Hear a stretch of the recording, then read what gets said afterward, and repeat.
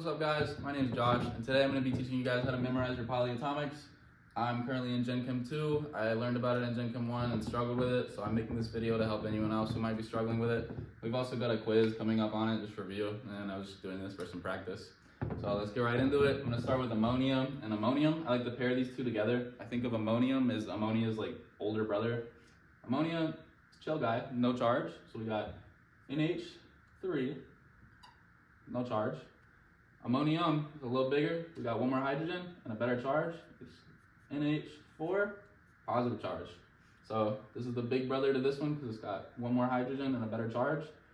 Moving forward, we got acetate. When I think acetate, I'm thinking like stomach acid. And before you get it to your stomach, you gotta chew it. So this is how I do it. It's CH3OO negative. We got the CHOO, that spells chew. Sounds like chew. And then the 3, you can memorize the 3 any way you want. I think like acetate, it's got 3 syllables, 3 H's. Just be creative with it, do your own thing. Get it in your head however you can. Moving on, carbonate, I still have no way of figuring out how to do this. I just know it. You might just have to memorize this one. It's gonna be CO3, 2 minus. You just gotta come up with something creative for this one or just flashcard it. That's what I did. But moving on to phosphate. Phosphate's the only one out of this list that has a -3 charge. That's the way that I remember it. So it's going to be PO4, 3 minus. And then hydroxide. Hydroxide is one of the easiest ones that you can learn when you do this. This is the one that I learned first when I started. This is going to be OH negative. There's no numbers or anything. It's just OH. You just got to know there's oxygen and hydrogen and it has a negative charge. That's all. And then sulfate and sulfite, I put these two together. They look similar. The only difference that you really need to look at and point out is the ate ending and the ite ending. For me, I've noticed that the ate ending always has one more oxygen than the ite ending. So for sulfate, it's going to look like this. SO4, 2 minus. And then for sulfite, it's going to be the same thing, but with one less oxygen.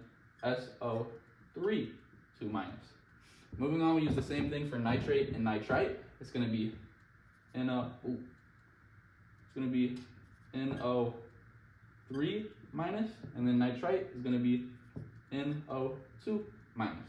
If you can see from these, they keep the same charge. The charge doesn't change. The only time I've noticed a charge change is from ammonia to ammonium with the positive charge.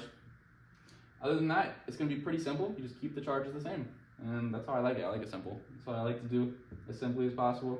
Moving on, perchlorate, chlorate, chlorite, and hypochlorite. You see the same thing as earlier with the chlorate and the chlorite, and then the only difference is the per and the hypo at the beginning.